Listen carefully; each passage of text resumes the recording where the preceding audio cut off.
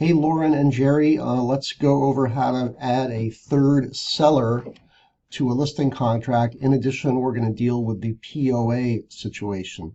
So I've created a transaction here. I've got all my documents filled in and ready to go.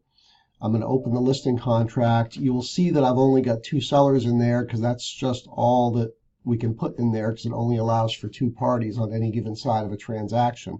So we have Joe Smith Sr. and we have Jane Smith here. Let's see how that looks under parties. I'm just going to leave the form, go to parties.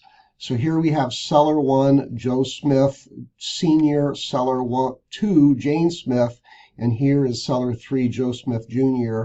Let's talk about the power of attorney thing. So in this case, Joe Smith Jr. is the POA for Jane and Joe Sr.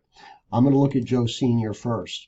So here's Joe Smith Sr., and because someone's signing on his behalf, we put him down at the bottom under signing reps. So here we have Joe Smith Jr., POA for Joe Smith Sr., and I've got, just pretend I know this is my email address, but of course this would be Joe Jr.'s email address.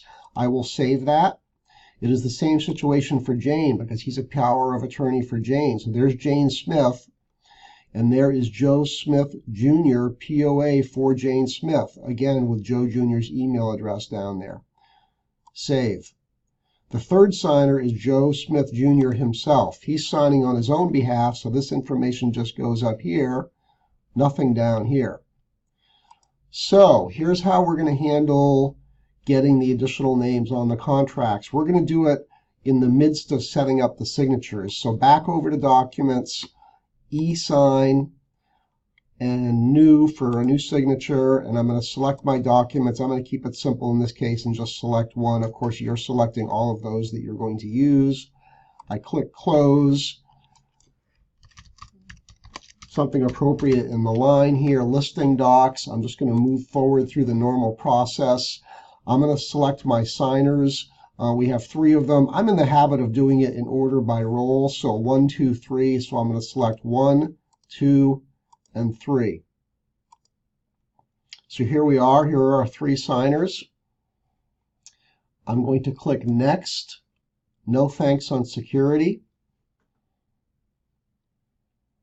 And I'm arriving at the contract. This is where I'm going to do my work. Before I can do anything up here in terms of getting that third signer in, I've just got to go down to the signature line. I've got to get the third signer's signature in first. So, and you'll have to do that with each of your forms. So I'm going down here. I'm just going to put it where I can fit it. The contracts aren't designed to handle any more than 2 signers.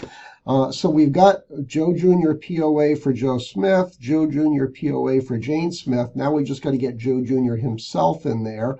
I'm going to go here and select him. He is seller 3.